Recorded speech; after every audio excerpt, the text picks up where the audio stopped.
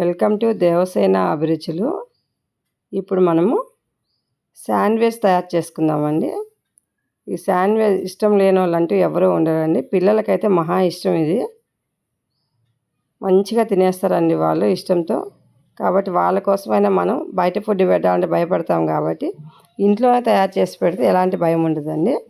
ఇప్పుడు శాండ్విచ్కి ఏమేమి కావాలో చూద్దాము. ముందుగా మనం స్వీట్ కార్న్ ఉడకబెట్టి పక్కకు పెట్టుకోవాలండి.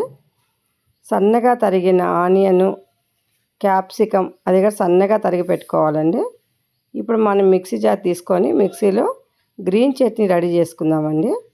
గ్రీన్ చట్నీకి పచ్చిమిరపకాయలు ఒక 6, కొంచెం పుదీనా, కొంచెం కొత్తిమీర ఇవి వేసేసి కొంచెం సాల్ట్ వేసేసి మిక్సీ పట్టుకోవాలండి మనం.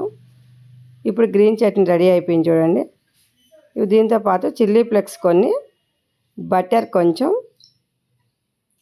మైనీస్ ఇది కూడా కొంచెం ఒక 2 స్పూన్లు, గ్రీన్ చట్నీ రెడీ చేసి పెట్టుకున్నాం కదా అది, టమాటా కెచప్ ఒక 2 స్పూన్లు, చీజ్ అండి ఇది 3 స్లైసెస్ తీసుకున్నాము. ఇప్పుడు మనం ఒక బౌల్ తీసుకొని బౌల్లో సన్నగా చాప్ చేసి పెట్టుకున్న ఆనియను, అలాగే క్యాప్సికము, ఉడకబెట్టి పెట్టుకున్న స్వీట్ కార్న్ ఇవన్నీ కూడా బౌల్లో వేసేసేయాలండి. మీకు ఎంత కావాలో అంత తీసుకోవచ్చు. మీరు తినేదాన్ని బట్టి మీరు ఎంతమంది ఉన్నారో నెంబర్స్ని బట్టి కలుపుకోండి. కొంచెం సాల్ట్ వేసుకోవాలండి. ఎక్కువ సాల్ట్ కూడా వేయొద్దు, కొంచెమే సరిపోతుంది. కొంచెం చిల్లీ ఫ్లేక్స్ ఒక 1/2 టీ స్పూన్ వేసుకోండి. 2 స్పూన్లు మైనస్, ఒక 2 స్పూన్లు టమాటా కెచప్. ఇవన్నీ టేస్ట్ గురించి చేసుకుంటున్నామండి మనం. సేమ్ బయట ఉన్న శాండ్విచ్ టేస్టే వస్తుందండి ఇది. ఇప్పుడు మనం ఇందులో చీజ్ అండి, చీజ్ని బాగా తురిమేసేయాలి. చీజ్ ఎంత వేసుకుంటే అంత టేస్ట్ ఉంటుందండి. నేనైతే 3 వేసాను చూడండి. ఈ విధంగా మొత్తం తురిమేసుకోవాలి. చీజ్తోనే టేస్ట్ బాగా ఉంటుందండి ఇది. ఇప్పుడు ఇవన్నీ కూడా బాగా కలిపేసేయాలండి. ఈ చీజ్ కానీ మైనస్, కెచప్ ఇవన్నీ బాగా పట్టేటట్టు స్వీట్ కార్న్కి మంచి కలుపుకోవాలండి.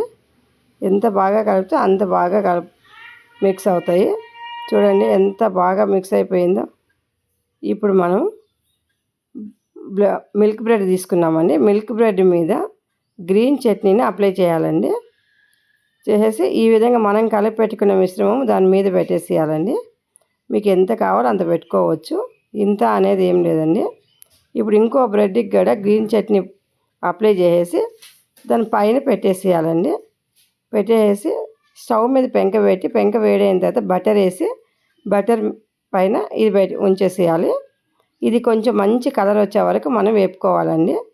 బ్రౌన్ కలర్ రావాలండి. మంచి బ్రౌన్ కలర్ వచ్చే వరకు సన్న మంట మీద వేపు. చూడండి ఎంత మంచి కలర్ వచ్చిందో కదా. ఇదే విధంగా అన్నీ కూడా మనం తయారు చేసేసుకోవాలండి. ఇగో ఈ విధంగా పెట్టుకోవాలి. మళ్ళీ చూపిస్తున్నాను చూడండి. ఈ విధంగా పెట్టుకొని మనం పెంక మీద అన్నీ కలుసు. ఓవెన్ ఉన్న వాళ్ళు ఓవెన్లో కలుసుకోవచ్చండి. మనకు ఓవెన్ లేకుండా స్టవ్ మీద చేసి చూపిస్తున్నాను నేను. ఇదే విధంగా చేసేసుకుంటే చూడండి మంచి కలర్ వస్తున్నాయి చూడండి. ఎంత బాగున్నాయి ఆ కలర్ అయితే. చూస్తుంటే తినేయాలనిపిస్తుంది కదండి, అంత మంచిగా ఉంటుంది. ఇప్పుడు నేను వీటిని ఎలా కట్ చేసి కూడా చూపిస్తాను చూడండి. పిల్లల ముందు కానీ మనం ఇలా చేసి ఈ విధంగా కట్ చేసి కానీ వాళ్ళకి ఇస్తే వాళ్ళు ఎంతో ఇష్టంగా తినేస్తారండి. అసలు వాళ్ళ స్కూల్ నుంచి వచ్చేటప్పటికి మనం ఇలా చేసి పెడుతూ ఉంటే వాళ్ళు చాలా ఇష్టంతో తింటారు. చూడండి కట్ చేశాను కదా, ఇలా ఉంది చూడండి. లోపల మంచిగా ఉడికిపోయిందండి. చీజ్ కూడా మొత్తం మెల్ట్ అయిపోయింది. మంచిగా వచ్చేస్తుంది చూడండి. ఈ విధంగా జ్యూసీగా ఉంది. చాలా బాగా వచ్చిందండి. మీరు కూడా ఇదే విధంగా చేసుకొని తిని చూసి ఎలా ఉందో మా కామెంట్స్ పెట్టడం మర్చిపోవద్దు. Thank you for watching.